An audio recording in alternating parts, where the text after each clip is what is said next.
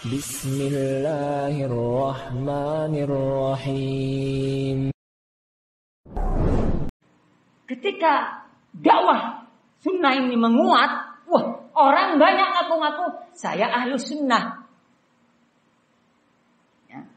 Kelompok-kelompok mengaku saya ahlu sunnah, kami ahlu sunnah, kami membela sunnah.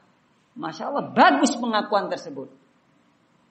Tetapi ingat, ya, pengakuan tidak bisa kita terima begitu saja, kecuali ada pembuktiannya.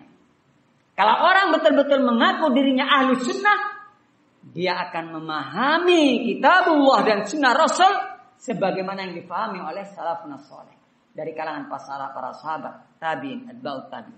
Harus dia bermanhaj salafi, begitu. Bisa difahami ya. Ini fitnah kan semakin berjalan terus. Ya. Dulu taunya muslim, kafir sudah. Oh, saya muslim. Wah, bacaannya Al-Qur'annya begini, wah, ibadahnya. Nampaknya muslim. Kalau betul sebagai muslim yang sejati, dia akan mengikuti sunnah Nabi SAW. Kenapa? Karena Islam itu datang melalui Rasul SAW. Rasul yang menjelaskannya. Jadi harus mengikuti Rasul. Kalau ada orang mengatakan dia hanya berpegang teguh dengan kitabullah saja, nggak bisa seperti ini. Harus mengikuti sunnah Nabi SAW, ajaran Nabi SAW. Setelah Rasulullah meninggal, timbul fitnah demi fitnah. Ahlu sunnah, masya Allah, banyak orang-orang mengaku ahlu sunnah. Tetapi prakteknya ahlu sunnah satu dengan yang lainnya kok bertentangan, gitu ya. Yang ini ajarannya seperti, yang ini ajarannya seperti ini. Mana yang benar? Ahlu sunnah yang hakiki, yaitu mereka-mereka yang berpegang teguh dengan kitabullah dan sunnah Rasulnya SAW dengan pemahaman salafus ummah, yaitu dari kalangan para sahabat, tabi'in, atba'ut tabi'in. Bagaimana pendapatnya bagaimana ucapan para sahabat tentang masalah ayat ini, tentang hadis Nabi ini? Sebab kalau disandarkan pada masing-masing orang, ini loh ayatnya begini. Kemudian menghukum orang begini. Masya Allah. Kamu berpendangan seperti ini, mengkafirkan seseorang misalkan. Dari mana kamu? Nah ini ayatnya ini hadisnya ini. Jelas kan? Pemahaman siapa ini? Wa man lam yahkum bima anzalallahu fa ulaika humul kafirun. Berarti pemerintah ini kan enggak berhukum dengan hukum Allah, berarti kafir. Seenaknya. Dalilnya apa? Wa man lam yahkum bima anzalallahu fa ulaika humul kafirun. Sabar. Antum ahlu sunnah? Iya, saya ahlu sunnah. Kalau dia betul-betul ahlu sunnah, dia akan mengembalikan pemahaman tersebut, memahami Al-Quran, memahami kitabullah, memahami sunnah Nabi dengan pemahaman salafun saleh, para sahabat radhiyallahu anhum, para tabi'in, atba'ut tabi'in. Kenapa? Karena mereka para sahabat langsung didikan Rasul sallallahu alaihi wasallam. Tahu tentang makna ayat. Jadi kalau bantah mereka jangan dengan kita buat dengan sunnah Rasul saja, jangan dengan pemahaman salaf. Betul nggak dia mengikuti Ahlussunnah wal Jamaah? Nah, sekarang dakwah salafiyah itu semakin menguat. Mesti ada syubhat-syubhat ya. Saya salafi, maksudnya apa salafi? Mengikuti beragama Islam dengan berpegang teguh dengan kitabullah, sunnah Rasulnya sallallahu alaihi wasallam dengan pemahaman salaful ummah. Ngaku-ngaku semuanya, saya salafi. Kalau kalian betul-betul salafi, ada rujukannya. Ya. Harus kembali kepada al-akabir. Ya. Al-barakah ma'akabirikum. Ya. Harus dikembalikan kepada ulama. Jangan masing-masing kita ini salafi, masing-masing kita memahami kitabullah, sunnah Rasul, pemahaman salah begini. Kemudian kita menghukumi kafir atau menghukumi bid'ah, menghukumi sesat. Hati-hati. Ya. Kamu menyesatkan orang apa dasarnya? Ini kitabullah, ini sunnah Rasul.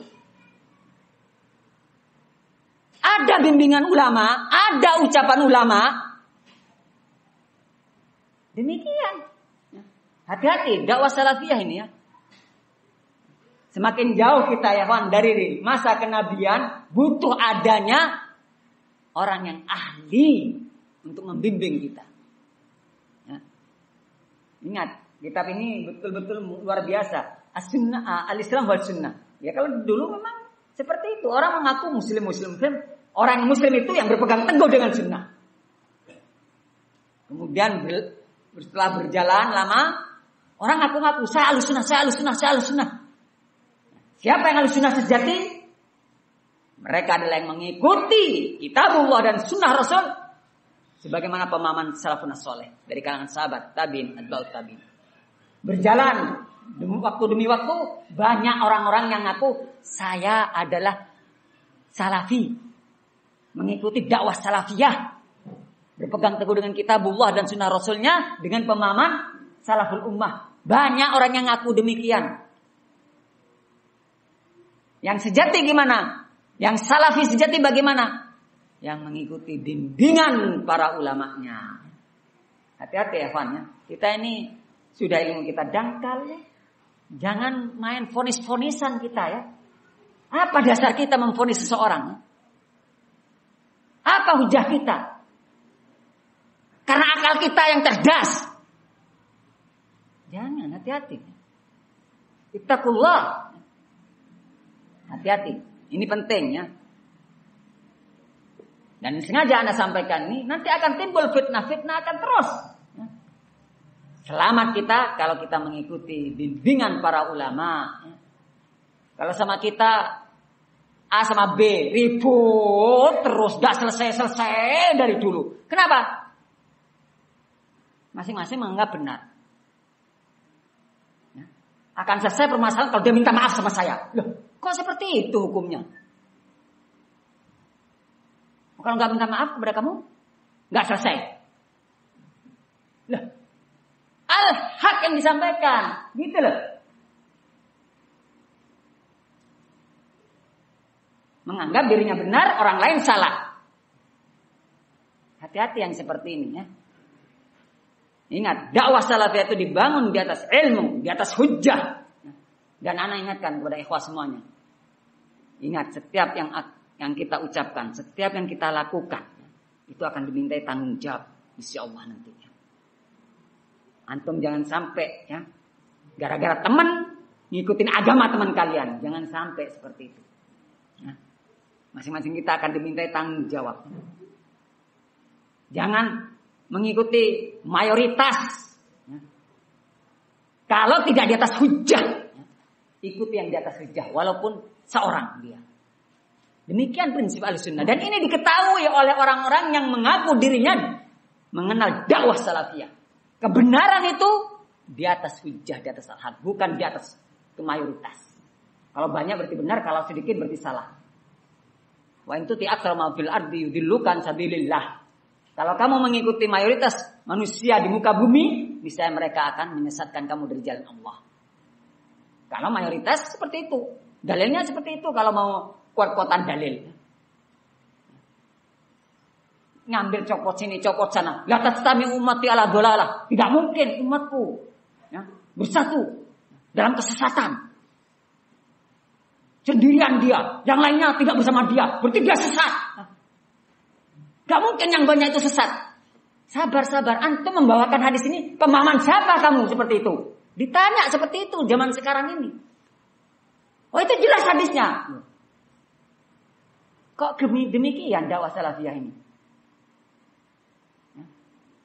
Ini kembalian memahami kasus ini kok diterapkan dengan hadis itu gitu ya. Yang mayoritas apa hujahnya? Gitu seharusnya. Yang minoritas apa hujahnya? Begitu. Bisa dipahami ya? Jangan tertipu dengan banyaknya orang. Antum sudah tahu belajar kitab tauhid.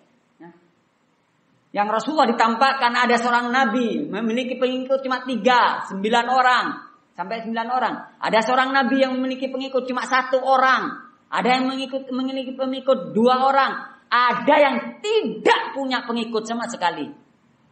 Apakah dikatakan dakwah nabi salah? Karena sedikit? Ini diketahui ini. Orang-orang yang mengaku dakwah salafiyah kenal kitab tauhid ini ya. Tapi ilmu ini sudah hilang ya.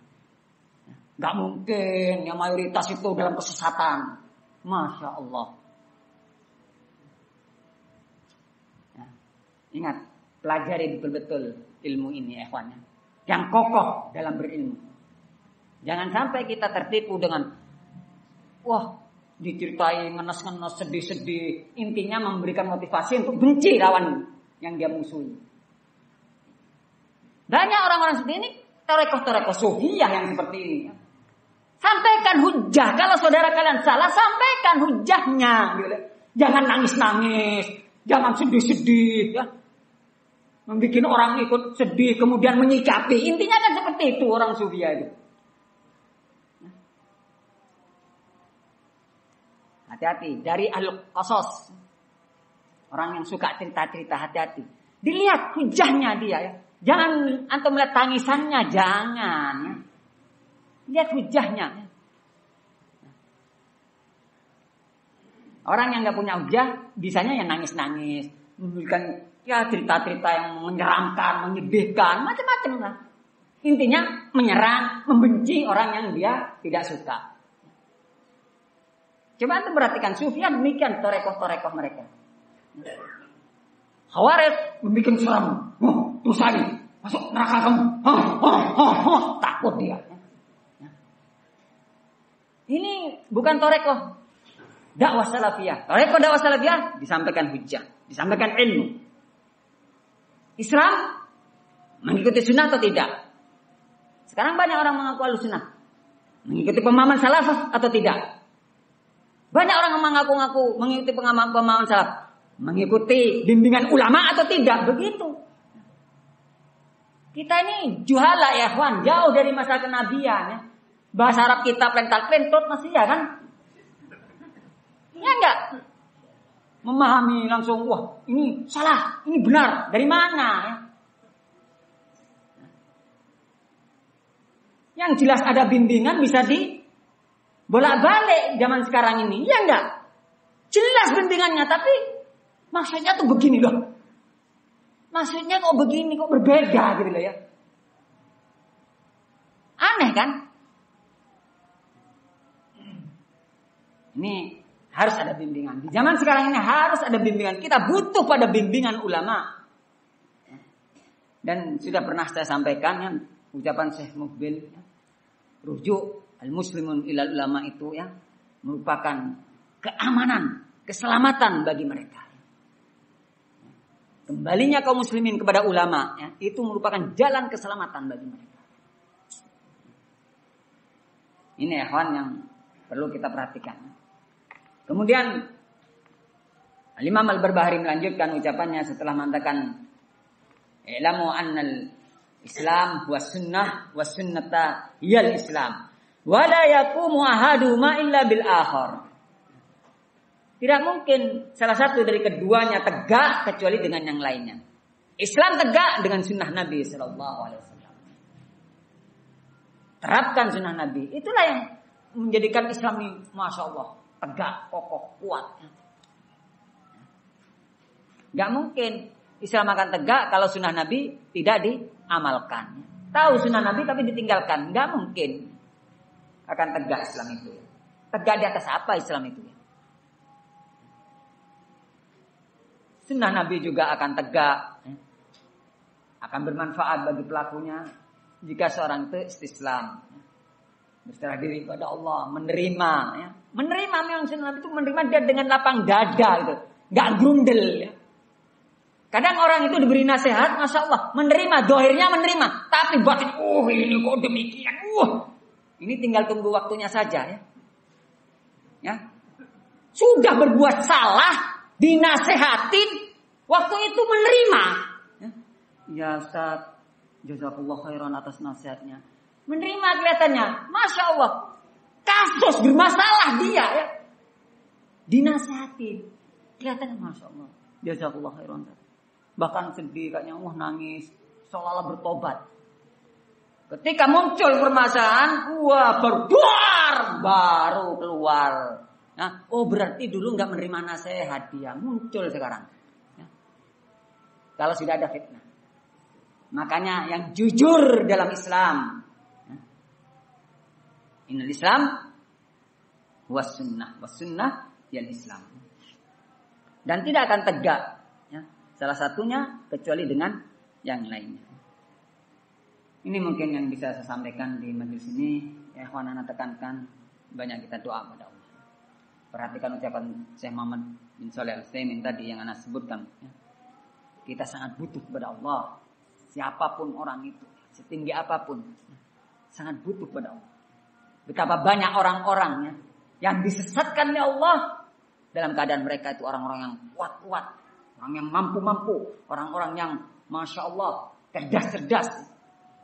Coba antum perhatikan fitnah-fitnah yang lalu-lalu. Ya. Bukan orang-orang yang rendahan ya.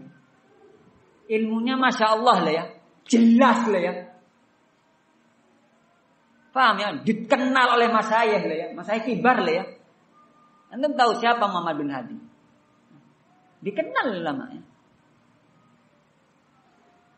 Antum tahu siapa tuh Muhammad al-Imam?